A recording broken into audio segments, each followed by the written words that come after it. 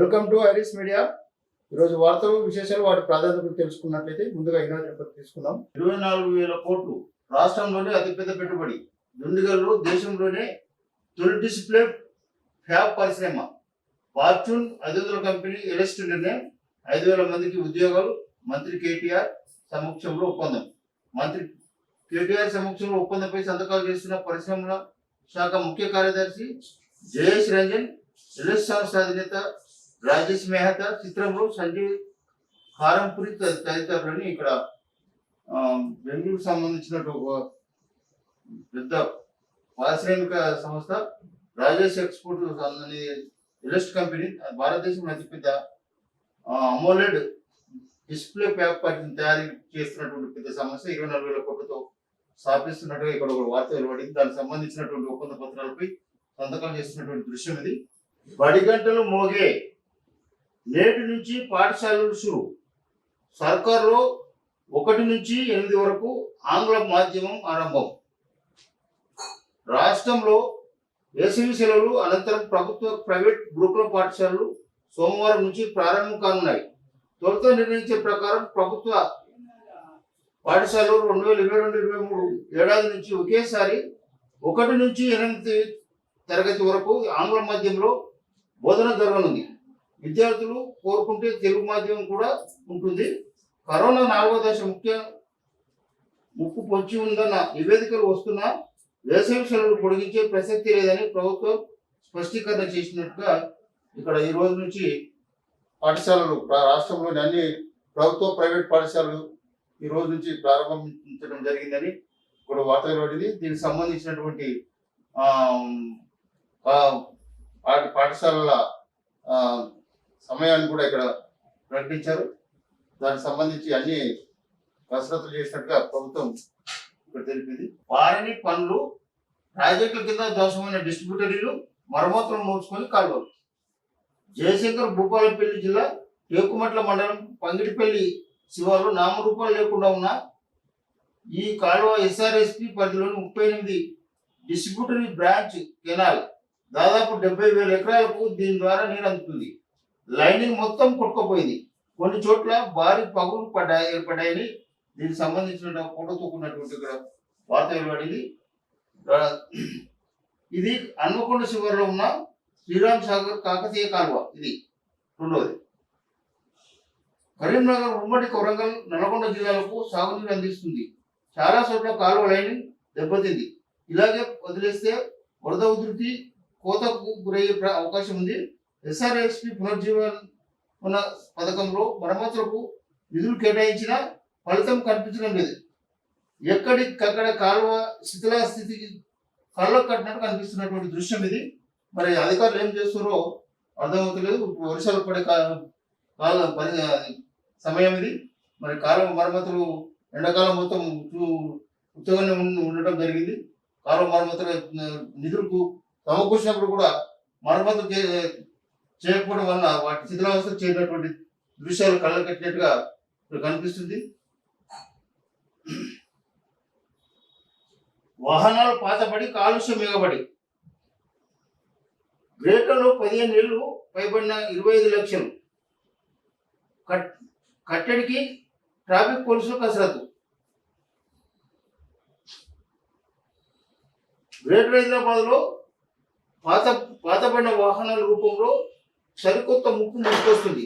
15 ఏళ్లకు పైబడిన దాదాపు 25 లక్షల వాహనాలు నగర రోడ్లపై తిరుగుతుండటం వల్ల కాలుష్యం పెంచిపోతుంది. ఈ పరిస్థితి చేయి దాటితే నగర ప్రజలు వివిధ రకాల అనారోగ్య సమస్యలతో ఇబ్బందులు పడాల్సి వస్తుందని వైద్య నిపుణులు హెచ్చరిస్తున్నారు. దీన్ని గుర్తించిన ట్రాఫిక్ పోలీసులు పాత వాహనాలకు అడ్డుకట్ట వేయాలని నిర్ణయించడం జరిగిందని ఇప్పుడు వార్త వెలువడింది. కమిషనరేట్ వారిగా ఈ పాత వాహనాలకు సంబంధించిన వివరాలు ఇక్కడ ఇవ్వడం జరిగింది. కమిషనరేట్ వారిగా 15 ఏళ్ళు దాటిన వాహనాలు హైదరాబాద్లో 13,35,000, హైదరాబాద్లో 4.80 లక్షలు, రాచకొండలో 3.50 లక్షలు. ఇది 25 ఏళ్ళు దాటిన ఆ పైన 4 లక్షలు ఉన్నాయని ఇక్కడ వివరాలు వెల్లడించడం జరిగింది. దీనికి సంబంధించి వైద్య నిపుణులు ఒక సలహా ఏంటంటే వీటి ద్వారా వాయు కాలుష్యం ఏర్పడి ప్రజలకు అనారోగ్య పరిస్థితి ఏర్పడే అవకాశం ఉంది కాబట్టి వీటిని వెంటనే సీజ్ చేసి వాటిని సీజ్ చేసి వాటి రద్దు చేయాలని చెప్పి ఇక్కడ వార్తలు పడింది. సిద్దిపేట కలెక్టర్ గా ప్రశాంత్ పాటిల్, సంగారెడ్డికి శరత్, పంచాయతీరాజ్ సంచాలకునిగా హనుమంతరావు, ఇక్కడ జిల్లా కలెక్టర్ సహా పలువురు ఐఏఎస్ ఆఫీసర్లకు సంబంధించి బదిలీ చర్యలకు సంబంధించినటువంటి వార్త ఇక్కడ వెలువడింది. వారాస కార్యవర్గంపై కసరత్తు, నేతలు మేధావులతో కూర్పునకు ప్రయత్నాలు, ముఖ్య నాయకులు పీకేతో కేసీఆర్ చర్చ. దీనికి సంబంధించిన వార్తా వివరాలకు వెళ్తే, కొత్త జాతీయ పార్టీ భారత్ రాష్ట్రీయ సమితి వారాస ఏర్పాటుకు సన్నాహాలు చేపట్టిన సీఎం కేసీఆర్ దీనికి సంబంధించిన జాతీయ కార్యవర్గం ఏర్పాటుపై దృష్టి సారించారని తెలుస్తుంది. పార్టీ అధికారిక ప్రతినిధులు, సమన్వయకర్తలతో పాటు రాష్ట్రాల ప్రతినిధులను ముందుగా నియమించాలనే అంశంపై ఆయన పార్టీ ముఖ్య నేతలతో ఆదివారం ప్రగతి భవన్లో సమావేశమయ్యారు. ఈ సమావేశానికి రాజకీయ వ్యూహకర్త ప్రశాంత్ కిషోర్ హాజరైనట్లు తెలుస్తుంది. ఈ నెల 3వ వారంలో కొత్త పార్టీ ప్రకటనపై ఇప్పటికే సీఎం కసరత్తు చేపట్టారు. దీనిపై తెరాస రాష్ట్ర కార్యవర్గంలో ఈ నెల 19న ఏకగ్రీవ తీర్మానం చేయడానికి ప్రతిపాదనలు సిద్ధమయ్యాయి. జాతీయ పార్టీ ఆవిర్భావం అనంతరం ఢిల్లీలో పార్టీ తరఫున 3 లేదా 4 అధికార ప్రతినిధులను నియమించాలని సీఎం భావిస్తున్నారు. తెరాసకు చెందిన 2 ఎంపీలు, 3 ఎమ్మెల్యేలతో పాటు ఇతర రాష్ట్రాలకు చెందిన మాజీ ఎంపీలు, మాజీ ఐపీఎస్లతో పాటు కేంద్ర సర్వీస్ అధికారులు కొంతమంది నేతల పేర్లను పరిశీలించినట్టు తెలుస్తుంది. కేసీఆర్ కొత్త పార్టీకి సంబంధించిన సమాచారం తెలుసుకుని పలు రాష్ట్రాల నుంచి నేతలు ఆయన ఫోన్లో సంప్రదించినట్టు తెలిసింది. వారి జాబితాలను రూపొందించి వారి గురించి పీకే ద్వారా కేసీఆర్ ఆరా తీసినట్టు తెలుస్తుంది. ఇది వారస కార్యవర్గంపై కసరత్తు చేస్తున్నట్టుగా పీకేతో చర్చిస్తున్నటువంటి విషయాలు ఇక్కడ వెలువడడం జరిగింది. వివిధ రాష్ట్రాలకు సంబంధించిన ఆర్గనైజర్లను చేరదీసి జాతీయ కార్యవర్గాన్ని సంబంధించినటువంటి దాని ప్రతిపాదన చేస్తున్నటువంటి సంబంధించిన వివరాలు చర్చిస్తున్నట్టుగా ఇక్కడ వెలువడిన వార్త. మమతా భేటీకి వెళ్ళాలా వద్దా? రాష్ట్రపతి ఎన్నికలపై పశ్చిమ బెంగాల్ సీఎం మమతా బెనర్జీ ఢిల్లీలో ఈ నెల 15న నిర్వహించనున్న సమావేశానికి వెళ్ళాలా వద్దా అనే అంశంపైన సీఎం ముఖ్య నేతలు పీకేతో చర్చించారు. దీనికి కాంగ్రెస్ ను కూడా పిలిచినందున వెళ్తే తప్పుడు సంకేతాలు వస్తాయని కొందరు నేతలు అభిప్రాయపడినట్టు సమాచారం. మమతా నుంచి స్పష్టత తీసుకున్నాకే నిర్ణయించుకోవాలని వారు సూచించినట్టు తెలిసింది. ఆ సమావేశానికి హాజరు కాకపోతే భాజపాకు అనుకూలమనే ప్రచారం జరుగుతుందని మరికొందరు పేర్కొన్నట్లు తెలిసింది. వీటన్నిటినీ విన్న కేసీఆర్ ఆలోచించి నిర్ణయిద్దామని చెప్పినట్టు సమాచారం. మాజీ ఎంపీ ఉండవల్లి అరుణ్ కుమార్ ఆదివారం ప్రగతి భవన్లో కేసీఆర్తో భేటీ అయ్యారు. జాతీయ పార్టీ ఏర్పాటు అంశంపై జరిగిన చర్చలు ఉండవల్లి తన అభిప్రాయాన్ని సీఎంకు వెల్లడించినట్టు తెలిసిందని ఇక్కడ ఒక వార్త వెలువడింది. కేసీఆర్ తెలంగాణ రాష్ట్ర సమితి అధ్యక్షులు, తెలంగాణ ముఖ్యమంత్రి కేసీఆర్ భారతదేశ రాష్ట్రీయ పార్టీని ఏర్పాటు చేస్తున్నట్టుగా ప్రకటించిన నేపథ్యంలో దీనికి సంబంధించి జాతీయ స్థాయిలో కార్యవర్గాన్ని ఏర్పాటు చేయడానికి సంబంధించినటువంటి వివిధ రాష్ట్రాలకు సంబంధించిన వ్యక్తులతో చర్చిస్తూ కార్యవర్గ కూర్పులకై పీకేతో తగిన ఏర్పాట్లను చేస్తున్న దృశ్యాలను ఇక్కడ వెలువడడం జరిగింది. ఇది ఈనాడు దినపత్రికలోని ప్రధాన వార్తా విశేషాలు. తిరిగి నెక్స్ట్ తర్వాత దినపత్రిక ఆంధ్రజ్యోతి విషయానికి వస్తే,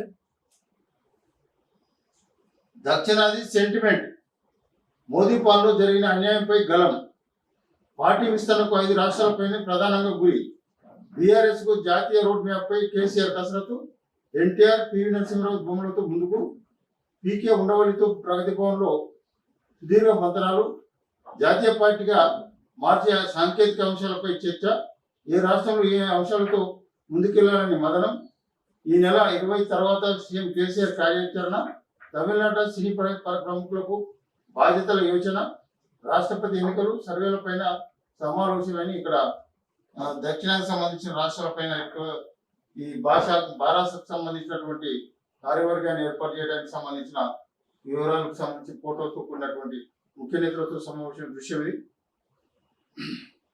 జాతీయ స్థాయికి పార్టీని విస్తరించే క్రమంలో కూడా కేసీఆర్ సెంటిమెంట్నే ప్రధానంగా ప్రయోగించనున్నారా?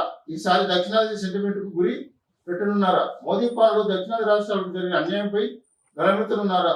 తన పార్టీ విస్తరణకు కూడా ప్రధానంగా దక్షిణాది రాష్ట్రాలనే ఎంచుకున్నారా? ఈ ప్రశ్నలకు అవును అని అంటున్నాయి అత్యంత విశ్వసనీయ వర్గాలు. ఈ మేరకు పార్టీ ఎన్నికల వ్యవహారకర్త ప్రశాంత్ కిషోర్ కాంగ్రెస్ మాజీ ఎంపీ ఉండవల్లి అరుణ్ కుమార్తో ఆదివారం ప్రగతి భవన్లో సుదీర్ఘంగా చర్చించారు.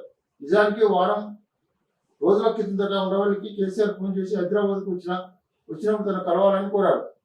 ఆదివారం హైదరాబాద్ వచ్చిన ఉండవల్లి తాను నగరానికి వచ్చానంటూ కేసీఆర్కి సమాచారం ఇచ్చారు. దీంతో కేసీఆర్ ఆయనను భోజనానికి ఆహ్వానించారు. ప్రగతి భవన్లో భోజన సమయంలోనే జాతీయ రాజకీయాలపై ఆయన చర్చించారు. అనంతరం పీకే ఉండవల్లి సీఎం కేసీఆర్ కలిసి జాతీయ రాజకీయాలపై చర్చించినట్టు తెలిసింది. ఇదే సమావేశంలో మంత్రులు హరీష్ రావు, వేముల ప్రశాంత్ రెడ్డి కూడా పాల్గొన్నారు. ప్రధానంగా పీకే ఉండవల్లిలకు కేసీఆర్ ప్రెజెంటేషన్ ఇచ్చినట్టు విశ్వసనీయ వర్గాలు. ఈ సందర్భంగా భారత రాష్ట్ర సమితి ఏర్పాటుపై చర్చించినట్టు ఇక్కడ వార్త వెలువడింది. విపక్షాల రాష్ట్రపతి అభ్యర్థి పవార్, ఆయనతో ఆప్ ఎంపీ సంజయ్ భేటీ, ముంబైలో అరగంట బంధనాలు. దీనిపై పెదవిప్పని ఎన్సీపీ అధినేత కాంగ్రెస్ అభ్యర్థికి మద్దతు ఇచ్చేందుకు కొన్ని పార్టీల విముఖత. కాంగ్రెసేతర నేతకైతే సరే, ఇందుకు సరేనన్న ఆ పార్టీ నాయకత్వం. మమతా భేటీకి అరవింద్ కేజ్రీవాల్, ఉద్ధవ్ ఠాక్రే విజయం దూరం. 15న పంజాబ్ కేజ్రీవాల్, అయోధ్య వెళ్లనున్న మహారాష్ట్ర సీఎం. అటు బీజేపీ కసరత్తు మొదలు పార్టీలతో చర్చించే బాధ్యత జేపీ నడ్డా, రాజ్నాథ్ సింగ్లకు అప్పగించాలని ఇక్కడ రాష్ట్రపతికి సంబంధించినటువంటి ఎన్నికపై చర్చించినటువంటి విషయం. అయినను పోవాలి అంగారకుడి పైకి. 10 ఏళ్లలో మార్స్ పైకి మానవుని పంపుతానని 2011లో ప్రకటించిన స్పేస్ ఎక్స్ అధినేత ఇలాన్ మస్క్ తాజాగా ఆ గడువును 2029కి పొడిగిస్తూ ప్రకటన. అంగారకుడిపై మానవుల ఆవాసం అంత ఈజీ కాదు. ఎన్నో కష్ట నష్టాలు, వ్యయ ప్రయాసాలతో కూడుకున్న పని. సగటు ఉష్ణోగ్రత 60 డిగ్రీలు. అంటార్కిటిక్ కన్నా చలి. ఎన్ని కష్టాలున్నా 2050 కల్లా 10 లక్షల మంది జనాభాతో స్వయం సమృద్ధి మైన మహానగరాన్ని నిర్మించడమే లక్ష్యంగా ఇక్కడ అంగారకుడిపైకి వెళ్ళి అక్కడ నగరాన్ని నిర్మించాలని కృతనిశ్చితంగా ఉన్నటువంటి ఒక స్పేస్ అధినేత ఈలన్ మస్క్ చెప్పినటువంటి విషయం ఇది. ఎలక్ట్రిక్ కార్ల రంగంలో అగ్రగామి ఈలన్ మస్క్. ట్విట్టర్ను కొనేసిన మస్క్ రష్యా పగబట్టిన ఉక్రెయిన్ దేశం మొత్తానికి తన స్టార్లింక్ ఉపగ్రహాలతో ఇంటర్నెట్ అందించిన మస్క్. ఇలా అన్ని చోట్ల మస్క్ విశ్వరూపం కనిపిస్తున్న రోజులు ఇవి. కానీ మస్క్ అసలు కళ, అతిపెద్ద కళ మిషన్ మార్స్. 2050 నాటికి అంగారకుడిపై 10 లక్షల మంది మానవతో అతిపెద్ద స్వయం సమృద్ధి కాలని ఏర్పాటు చేయాలనేది ఆయన స్వప్నం. ఆ దిశగా 10 ఏళ్లలో తాను మార్స్ పైకి మానవుని పంపుతానని 2011లో ఒక ఇంటర్వ్యూలో చెప్పారు. కానీ అలా జరగలేదు. తాజాగా 2029 నాటికి మనిషి ఏజీఐని, ఆర్టిఫిషియల్ జనరల్ ఇంటెలిజెన్స్ని సాధిస్తాడని, అదే ఏడాది మార్స్ పైకి వెళ్తాడని పేర్కొన్నారు. ఎన్ని కష్టాలు, స్వయం ప్రయాసాలున్నా అయినను పోవాలి మార్స్కు అనేది మస్క్ పట్టుదలని. ఇక్కడ అంగారకుడిపైకి మానవుకు వెళ్ళి 10,000 మందితో అక్కడ కాలనీ ఏర్పాటు చేయాలని కృతనిశ్చయంతో ఉన్నటువంటి వార్తా విశేషం. బడిగంట మోగే. పిల్లలకు పుస్తకాలు, టీచర్లకు బదిలీలు, పదోన్నతులు లేకుండానే నేటి నుంచి బడులు. ఈసారి 1 నుంచి 8 తరగతులకు ఆంగ్ల మాధ్యమం బోధన. తెలుగు, ఇంగ్లీష్ భాషలో ముద్రణ, పంపిణీ మరింత ఆలస్యం. ప్రైవేటు బడులలో ఫీజుల మోత 30% పెరుగుదల. 25న హైదరాబాద్ ఇందిరా పార్క్ వద్ద మహాధర్నా. HNPA పండుగల బడుల ఆరంభం. ప్రజాప్రతినిధులు హాజరు కావాలని ఈ సమిత. మన ఊరు మన బడికి కేంద్రం నిధులా నిరూపించాలని బండికి సవాల్. బడులకు వేసవి సెలవులు ముగిశాయి. ఇక కొత్త విద్యా సంవత్సరానికి తెరలేనుంది. 2 నెలల విరామం అనంతరం పాఠశాలలు సోమవారం తెరుచుకోనున్నాయి. ఎప్పటిలాగే ఈసారి కూడా పాఠ్య పుస్తకాలు లేకుండానే బడులకు విద్యార్థులు హాజరు కానున్నారు. సాధారణంగా ఏటా బడులు ప్రారంభమైన 2-3 నెలల తర్వాత పాఠ్య పుస్తకాలు పంపిణీ చేస్తుంటారు. ఈసారి 1 నుంచి 8 తరగతులకు వరకు ప్రభుత్వ పాఠశాలలు ఆంగ్ల మాధ్యమాన్ని ప్రారంభించనున్నారు. ఈ మేరకు విద్యార్థులకు సులభంగా అర్థమయ్యేలా పాఠ్యాంశాలను తెలుగు, ఇంగ్లీష్ భాషలో ఉండేలా పుస్తకాలు ముద్రించాలని విద్యాశాఖ ఇప్పటికే నిర్ణయించింది. దీంతో ఈసారి పాఠ్య పుస్తకాల పంపిణీ మరింత ఆలస్యం కానుందని తెలుస్తుంది. ఉపాధ్యాయుల బదిలీలు, పదోన్నతులను ఈసారి వేసవిలోనే పూర్తి చేయాలని నిర్ణయించినప్పటికీ ఇంకా వాటి కొనసాగుతున్నట్టు ఉండడం వలన విద్యార్థులు అయోమయ పరిస్థితి ఏర్పడిందని ఇక్కడ వార్త ఒకటి ఏర్పడింది.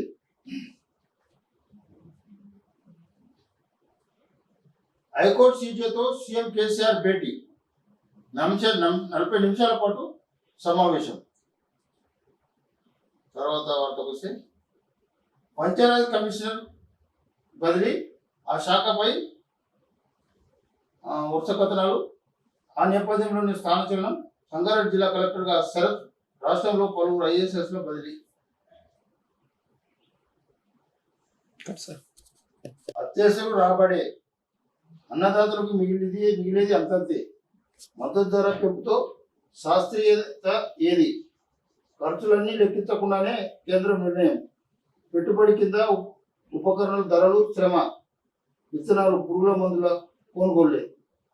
పెట్టుబడి అంటే ఇంకెన్నాళ్ళు ఆ ధరలు పెరిగాయి.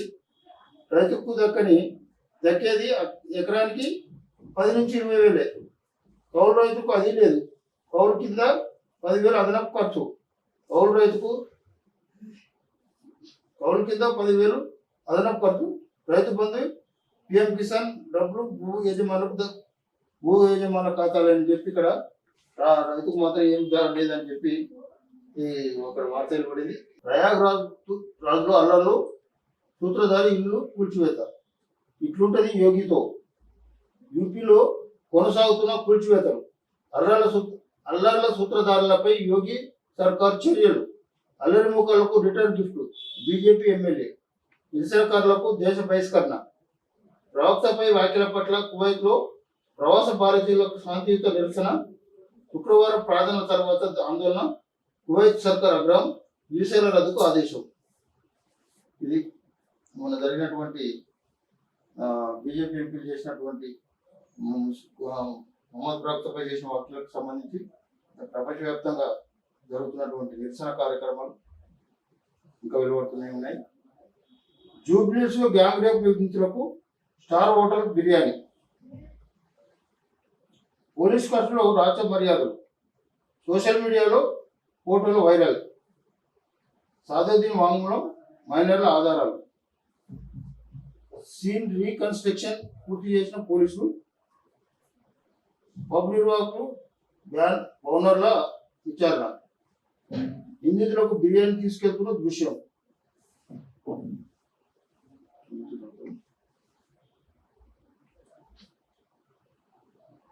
దిశ కేసులో 4 నిందితులకు చెర్లపల్లి జైల్లో మొదటి రోజు మటన్ బిర్యానీ పెట్టిన ఉదంతం గుర్తుందా?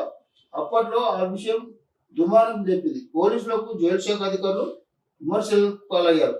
ఇప్పుడు జూబ్లీహిల్స్ గ్యాంగ్ రేప్ కేసులోనూ పోలీస్ కస్టడీలో ఉన్న మైనర్ నిందితులకు స్టార్ హోటల్ నుంచి బిర్యానీలు తెప్పించారు. ఈ కేసులో విదేశీ బాలిక బాధితురాలుగా కాగా పోలీస్ కస్టడీలో ఉన్న మైనర్ యువనులు వాళ్ళు పోలీస్ కస్టడీలో ఉన్నప్పుడు స్టార్ హోటల్ నుంచి బిర్యానీ తెచ్చి రాచమర్యాద చేస్తున్నట్టు ఇక్కడ ఒకటి వార్త పడింది. మా యూనివర్సిటీలో చదువుకోండి. ఉక్రెయిన్ నుంచి వచ్చిన భారత విద్యార్థులకు రష్యా ఆఫర్. స్కాలర్షిప్లు కొనసాగించే ఛాన్స్. 20,000 మంది వైద్య విద్యార్థులకు కూరట అని చెప్పి ఇక్కడ రష్యా ఉక్రెయిన్లో జరిగినటువంటి అల్లర్లతో అక్కడ వైద్య విద్యార్థులు అనేక రకాలుగా ఇబ్బందులు పడి దేశాన్ని వదిలిపెట్టి వచ్చినటువంటి వారందరికీ కూడా అక్కడ చదువు జాయిన్ అయిన వాళ్ళందరూ కూడా రష్యాలో మా యూనివర్సిటీలో చదువుకోవచ్చు అని చెప్పి రష్యా వాళ్ళకు మంచి ఆఫర్ కలిగించినటువంటి ఒక వార్త వెలువడింది. ఇది ఆంధ్రజ్యోతిలోని ప్రధాన వార్తా విశేషాలు. తర్వాత దినపత్రిక సాక్షి విషయానికి వస్తే బుల్డోజర్లు కూల్చివేతలు. యూపీలో ఇటీవల అల్లర్లకు బాధ్యులుగా భావిస్తున్న వ్యక్తులు అక్రమంగా కట్టిన ఇళ్లను యోగి సర్కార్ కూల్చివేస్తుంది. దానికి సంబంధించిన దృశ్యం ఇక్కడ. ఆసుపత్రిలో సోనియా. కాంగ్రెస్ పార్టీ అధ్యక్షురాలు సోనియా గాంధీ పోస్ట్ కోవిడ్ సమస్యలు ఢిల్లీలోని గంగారం ఆసుపత్రిలో చేరారు. సోనియా గాంధీకి ఇటీవల కరోనా రావడం వల్ల ఆమె ఆరోగ్య పరిస్థితి తెలిసినట్లుగా ఇక్కడ వార్త వెలువడింది. సర్పంచుల సేవలు సూపర్. తమ 8 ఏళ్ల పాలనలో పంచాయతీలకు సాధికారతలో దేశం కొత్త మైలురాయిను అధిగమించిందని ప్రధాని మోదీ అన్నారు. దీనికి సంబంధించినటువంటి వార్త ఒకటి వెలువడింది. తర్వాత వార్త విషయానికి వస్తే నేడు రాష్ట్రానికి నైరుతి ఋతుపవనాలు సోమవారం రాష్ట్రాన్ని తాకనున్నాయి. ప్రస్తుతం రాష్ట్రానికి పశ్చిమ దిశ నుంచి వీస్తున్న గాలులు ఇతర వాతావరణ పరిస్థితులు అనుకూలంగా ఉండటంతో ఋతుపవనాలు చురుగ్గా వ్యాప్తి చెందే అవకాశం ఉందని వాతావరణ శాఖ అంచనా వేస్తున్నది. ఇది ఈరోజు కానీ రేపు కానీ ఇక్కడ నైరుతి ఋతుపవనాలు ఈ రాష్ట్రానికి వచ్చే అవకాశం ఉందని చెప్పి ఇక్కడ వాతావరణ శాఖ వెలువరించినటువంటి వార్త విశేషం. మైనర్లతో సీల్ రీకన్స్ట్రక్షన్. జూబ్లీ సామూహిక అత్యాచారం కేసులో పోలీసులు తమ కస్టడీకి తీసుకున్న ఎమ్మెల్యే కుమారుడు, వక్ఫ్ బోర్డు చైర్మన్ కుమారుడు, ఓ కార్పొరేటర్ కుమారుడు సహా 5 మైనర్లతో ఆదివారం క్రైమ్ సీన్ రీకన్స్ట్రక్షన్ నిర్వహించడం జరిగిందని చెప్పి ఇక్కడ పోలీసులు మైనర్లతో చేసినటువంటి వార్త ఇది. సత్తా చాటే సమయం ఇదే. దేశంలో రాజకీయ శూన్యతను పూరించాలి, బలీయ శక్తిగా అవతరించాలి. సీఎం కేసీఆర్ పీకే భేటీలో నిర్ణయం. కాంగ్రెస్ వైఫల్యంతో ప్రత్యామ్నాయం అత్యవసరం. బీజేపీ కాంగ్రెసేతర పక్షాలతో చెల్లి కొనసాగిస్తూనే జాతీయ శక్తిగా అవతరించాలనే భావన. రాష్ట్రాల్లో పార్టీల స్థితి, కొత్త పార్టీకి అవకాశాలపై చర్చ. ఢిల్లీలో దీదీ భేటీకి వెళ్తేనే మంచిదనే అభిప్రాయం. రాష్ట్రపతి ఎన్నికల్లో వ్యూహంపై త్వరలో నిర్ణయం. రాష్ట్రంలో ఎమ్మెల్యేలు పార్టీ పనితీరుపై చేసిన సర్వేపై మంత్రాలు. సమావేశంలో పాల్గొన్న హరీష్ రావు. కాంగ్రెస్ అధ్యక్షురాలు సోనియా గాంధీకి ఈడీ నోటీసులు జారీ చేస్తే ప్రశ్నించేవారే లేరు. కాంగ్రెస్ నేతలు బీజేపీ భయపడుతున్నారు. కాంగ్రెస్ మెజార్టీతో అధికారంలోకి వచ్చిన రాష్ట్రాల్లో ప్రభుత్వాలకు కూలదోశారు. విపక్షాల ముఖ్యమంత్రులు, మంత్రులు, నేతలపై కేంద్ర ప్రభుత్వ సంస్థలతో దాడులు చేయిస్తున్నారు. యూపీఏ హయాంలో పెట్రోల్, డీజిల్, గ్యాస్ ధరలు రూపాయి పెరిగినా బీజేపీ గొడవ చేసేది. ఇప్పుడు ఏ రోజుకు ఆ రోజు ధరలు పెరిగినా అడిగేవారు లేరు. తర్వాత బీజేపీ ప్రభుత్వంపై వ్యతిరేకత వ్యక్తమవుతున్న జాతీయ స్థాయిలో ప్రత్యామ్నాయ శక్తి లేని దుస్థితి. ఈ గ్యాప్ను పూరించేందుకే వచ్చిన అవకాశాన్ని ఉపయోగించుకోవాలి. జాతీయ స్థాయిలో పార్టీ ఏర్పాటుకు అనుకూలతలు, ప్రతికూలతలను పరిగణలోకి తీసుకుంటూ ముందుకెళ్లాలని, బలీ శక్తిగా అవతరించాలని చెప్పి సీఎం కేసీఆర్ చేసినటువంటి ఒక సూచన సలహాలకు సంబంధించిన వార్త. ఇక్కడ కిరాయి సైనికులు. ఉక్రెయిన్ శిథిలాల్లో కల్లోలిత ప్రాంతాల్లో చిక్కుకున్న పౌరులను రక్షించేందుకు ప్రైవేట్ సైనికులకు కావాలను. రోజుకు 1000 నుంచి $2000 జీతం, బోనస్ ప్రత్యేకం. సైలెంట్ ప్రొఫెషనల్స్ అనే ప్రైవేట్ సైనిక సంస్థ ప్రకటన ఇది. కొన్నేళ్లుగా ఇలాంటి ప్రకటనలు వెబ్సైట్లో అనేకం ప్రత్యక్షమవుతున్నాయి. ఇలా విస్తరిస్తున్న ప్రైవేట్ సైనిక పంపిణీలపై ప్రత్యేక కథనానికి సంబంధించిన వార్త ఉంది. ఇది సాక్షి దినపత్రికలోని ప్రధాన వార్తా విశేషాలు. తర్వాత దినపత్రిక నమస్తే తెలంగాణ విషయానికి వస్తే 2 ఏళ్ల తర్వాత బడిగంట. ఎట్టకేలకు గాడిన పడ్డ అకాడమిక్ క్యాలెండర్. నేటి నుంచి రాష్ట్ర వ్యాప్తంగా బడులు ప్రారంభం. మన ఊరు మన బడితో స్కూళ్లకు కొత్త రూపం అని ఈరోజు గత కరోనా వచ్చిన సందర్భంగా 2 సంవత్సరాల నుంచి స్కూలు పూర్తిగా పనిచేసి ఆన్లైన్లో పాఠశాలలు విద్యార్థులకు పాఠాలు నేర్పడం జరిగింది. ప్రస్తుతం కరోనా పూర్తిగా తగ్గడం వల్ల తిరిగి బడిగంట మళ్ళీ మోగినట్టుగా ఇక్కడ వార్త ఇవ్వబడింది. రాష్ట్రపతి అభ్యర్థి కోసం వేట. అధికార విపక్షాల ముమ్మర కసరత్తు. ఏకాభిప్రాయం కోసం బీజేపీ యత్నాలు. నడ్డా, రాజ్నాథ్కు బాధ్యతలు అప్పగింత. అటు కాంగ్రెస్ చర్చలు, రంగంలోకి ఖర్గే. శరద్ పవార్ అభ్యర్థులను కోరిన ఆప్. సున్నితంగా తిరస్కరించిన ఎన్సీపీ అధినేత. ఇప్పటికే 22 విపక్ష నేతలకు మమత లేఖ. 15 ఢిల్లీలో సమావేశం కావాలని పిలుపు. రాష్ట్రపతి అభ్యర్థి ఎంపికపై అధికార బీజేపీ, విపక్ష పార్టీలు కసరత్తు ముమ్మరం చేశాయి. ఏకగ్రీవం కోసం బీజేపీ ప్రయత్నాలు చేస్తుండగా ఉమ్మడి అభ్యర్థిని బరిలో నిలిపేందుకు ప్రతిపక్షాలు సిద్ధమవుతున్నాయి. విపక్షాలతో చర్చించే బాధ్యతను రాజ్నాథ్ సింగ్ బీజేపీ నడ్డాకు బీజేపీ బాధ్యతలు అప్పగించాయి. ఎన్నిక అనివార్యమైతే తమ అభ్యర్థికి ఓటు వేయించుకునేందుకు 15 మంది కాంగ్రెస్ ఎంపీలను బీజేపీ గురిపెట్టిన సమాచారం. 25 మంది శివసేన ఎమ్మెల్యే పైన దృష్టి సారించినట్టు తెలిసింది. ఇది ఉమ్మడి అభ్యర్థి కోసం బీజేపీ ప్రయత్నిస్తున్నటువంటి రాష్ట్రపతి కోసం ఉమ్మడి అభ్యర్థి పెట్టాలని చెప్పి బీజేపీ ప్రయత్నిస్తున్న విషయం. అదేవిధంగా విపక్షాలు కూడా తమ అభ్యర్థిని రంగంలోకి దించాలని కసరత్తు చేస్తున్నటువంటిది వార్త. ఇది రాజేష్ ఎక్స్పోర్ట్ పెట్టుబడి ప్రపంచ పటంలో దేశాన్ని అగ్రభాగాన నిలిపిన హైటెక్ తయారీ రంగంలో భారతదేశాన్ని మరోసారి ప్రపంచ పటంలో తెలంగాణ ముందు వరుసలో నిలిచింది. జపాన్, కొరియా, తైవాన్ సరసన తెలంగాణ నిలిచింది. ప్రపంచ స్థాయి టీవీ, స్మార్ట్ ఫోన్, టాబ్లెట్ తయారీదారులకు అవసరమైన ఉత్పత్తులను సరఫరా చేసేందుకు అనువైన ఎన్కో సిస్టమ్ రూపొందించింది. అమోలెడ్ డిస్ప్లే యూనిట్లను తయారు చేయడానికి హైదరాబాద్లో రాజేష్ ఎక్స్పోర్ట్ కంపెనీ 24,000 కోట్లు పెట్టుబడి పెట్టనున్నదని ఇక్కడ ఒకటి వార్త ఒకటి వెలువడింది. దానికి సంబంధించి ఇది ఒప్పంద పత్రాలు సంతకాలు చేస్తున్నటువంటి విషయం ఇది. ధాన్యం కొనుగోలు నిజామాబాద్ టాప్ 6.24 లక్షల టన్నుల కొనుగోలు. తర్వాతి స్థానంలో నిలిచిన సిద్దిపేట, నల్గొండ జిల్లాలు 5,134 కేంద్రాల్లో క్లోజ్. ఇప్పటికే 9,397 కోట్ల విలువైన ధాన్యం కొనుగోలు చేసినటువంటి ఒక దృశ్యాన్ని ఇక్కడ వెలువడింది.